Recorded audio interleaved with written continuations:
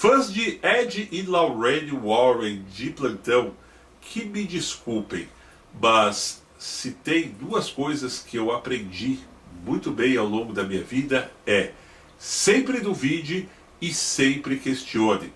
O objetivo desse vídeo não é de desmentir, caluniar ou até mesmo colocar em xeque o trabalho de alguém, mas analisando profundamente através dos livros a trajetória do casal de demonologistas Ed e Lorraine Warren. Pelo menos na minha opinião, existem muitas brechas que acabam sendo deixadas justamente para isso que eu acabei de dizer: questionarmos. Mas volto a dizer, ok? Questionar não significa você afirmar. Uma coisa que me gera muita curiosidade em cima do início da trajetória de Ed e Lorraine Warren, lá nos primórdios dos anos 50, início dos anos 60, quando eles começaram com toda essa brincadeira, digamos assim, de investigadores paranormais. O casal estava numa pindaíba desgraçada quando Ed, que era um artista plástico, acabara de ser demitido, ou seja, dispensado da Marinha, e não tinha absolutamente nada para fazer. Então ele pegou ali as suas coisas como artista plástico, se reuniu, claro, com a esposa Lorraine e partiram ali para algumas cidades dos Estados Unidos, principalmente ali no estado de Illinois, a fim de caçarem propriedades com um aspecto sobrenatural, do melhor estilo, mal assombradas, para que ele pudesse pintá-las, né? Ou seja, retratá-las e posteriormente vendê-las para os seus donos. Foi exatamente através desse pretexto que eles começaram a ter contato com algumas pessoas que diziam que aquelas casas, algumas delas, aliás, que eram retratadas pelo Ed, eventualmente eram mal assombradas. E aí você já entra na questão de mexer com o imaginário coletivo, certo?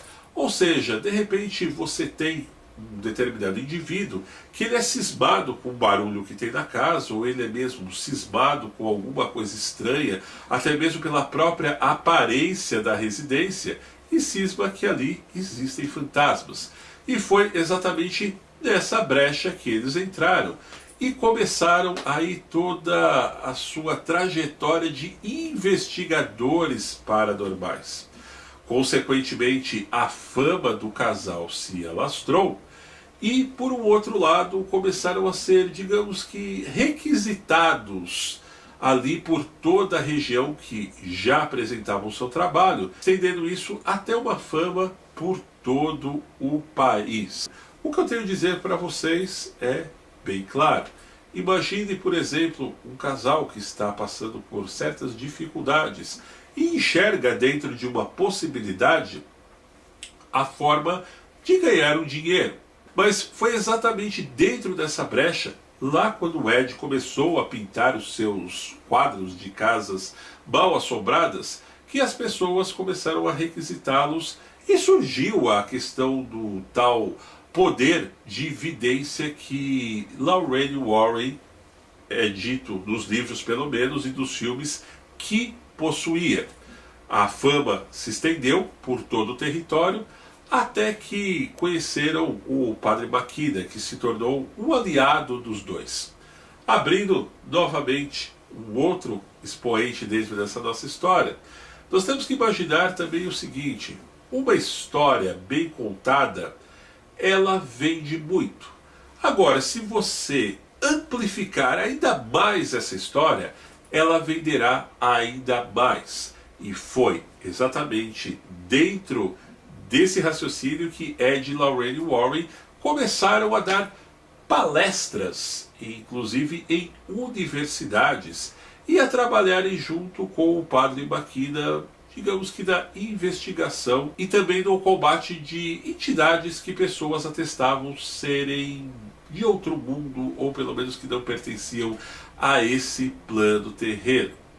A curiosidade é que, dentre esses trabalhos de exorcismo que hoje nós vemos nos livros e também dos próprios filmes do James Wan que foram feitos junto com o Padre Makida, do clero do Vaticano não existem absolutamente nenhum registro a respeito disso que foi feito, certo? Ou mesmo das igrejas provincianas que seja nos Estados Unidos, nunca foi apresentado nenhum documento sobre esse trabalho do Padre Makida juntamente com os demonologistas. Ou seja, para o Vaticano oficializar um trabalho de exorcismo é necessário uma autorização especial. Eles mesmos contam isso em alguns dos filmes de Invocação do Mal, principalmente no primeiro.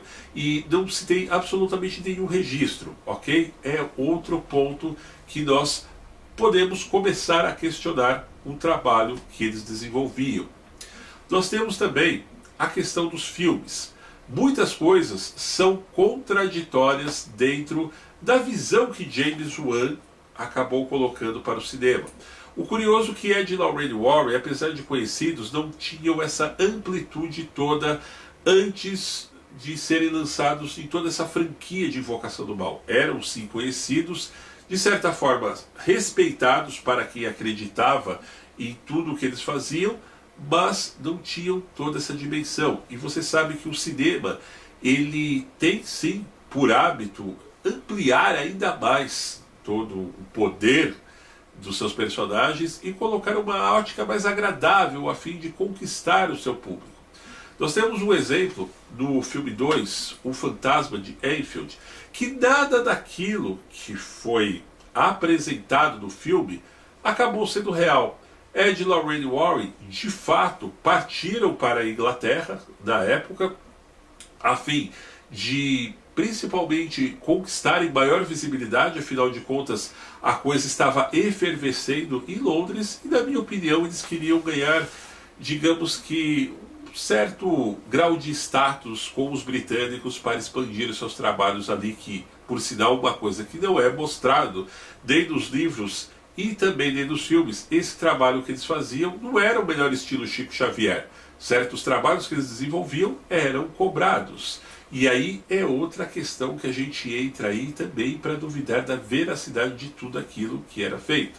Mas enfim, em O Fantasma de Enfield, a família não quis ficar com o trabalho deles. Eles ficaram cerca de um dia na casa e já foram dispensados, ao contrário do filme de James Wan, que dizem que eles resolveram todo o problema ali, colocando aquela questão do Valak, etc e tal, e blá blá blá, certo?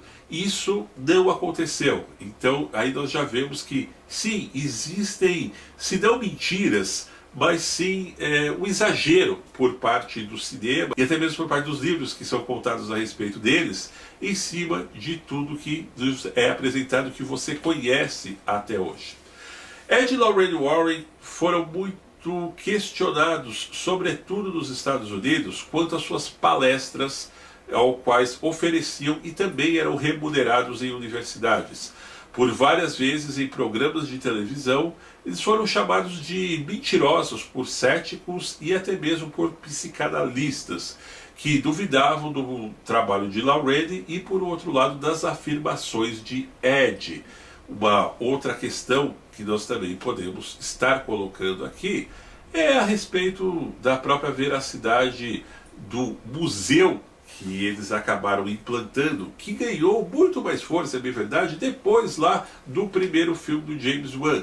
Ou seja, era um museu que para você visitar, você tinha que pagar, tá? Nada contra também. Mas aí você já começa a imaginar que é uma outra forma que você está ampliando para você poder ganhar dinheiro. Agora, pense comigo, se de fato todas aquelas figuras que tinham naquele museu, todos aqueles artefatos que diziam ser mal assombrados, de fato fossem de verdade, não ficariam ali. E se tivessem tido permissão do clero, ou seja, do Vaticano, para serem exorcizados, como eles dizem que têm, com certeza teriam sido levados para estudos, ou mesmo aí para serem analisados por uma ordem religiosa maior, ao qual acompanhou tudo isso. Ou seja, eu acredito que muitas coisas que existem por detrás do casal de demonologistas Ed e Lorraine Warren são, na verdade, se não questões fictícias, mas questões que acabaram conquistando uma amplitude muito grande justamente por causa dessa franquia, que até eu mesmo gosto, de Invocação do Mal. E se você parar para analisar muitos fatos que existem por detrás da história, principalmente pessoal do casal, você acaba refletindo também ao qual ponto pode chegar a imaginação e até mesmo aquela questão das pessoas que querem acreditar naquilo que elas formatam dentro da sua própria imaginação. Aqui mesmo no YouTube, por exemplo, nós temos inúmeros charlatões. Temos aí caça-fantasmas espalhados pelo mundo inteiro, fazendo vídeo, querendo que as pessoas acreditem em jogo de luzes ou mesmo simples palavras. Por exemplo, se eu chegasse aqui para vocês e dissesse o seguinte: olha, eu estou vendo ali atrás da minha porta que tem uma pessoa falando comigo, e começar a fazer um dramalhão aqui, eu acredito que vai ter muita gente que vai acreditar e vai me dar uma certa audiência. Por exemplo, se eu inventar um personagem aqui dentro do canal que vai me ajudar a investigar fenômenos paranormais em casas abandonadas, a minha audiência aqui pode até crescer, mas eu acredito que isso não é honesto. Então, resumindo, a questão da paranormalidade, a questão da vidência, nada pode ser afirmado. Não é que você não tenha que respeitar e chamar a pessoa de pronto de mentiroso ou de mentirosa, mas parem para avaliar os fatos e principalmente estudar aonde tudo isso começou. E foi justamente lendo os livros de Ed e Lorraine Warren que eu confesso para vocês que em muitos pontos eu fiquei com uma certa pulguinha atrás da orelha. E eu encerro com aquela mesma frase que eu comecei o vídeo: sempre questione. É isso aí, meus amigos, eu espero que tenham gostado do vídeo de hoje. No entanto, não se esqueçam de se inscrever no canal, deixar o seu joinha e participar nos comentários. E para receber nossas novidades, acione a campanha de notificações, que está ali, bem ao lado do botão de inscritos. Um grande abraço e até breve!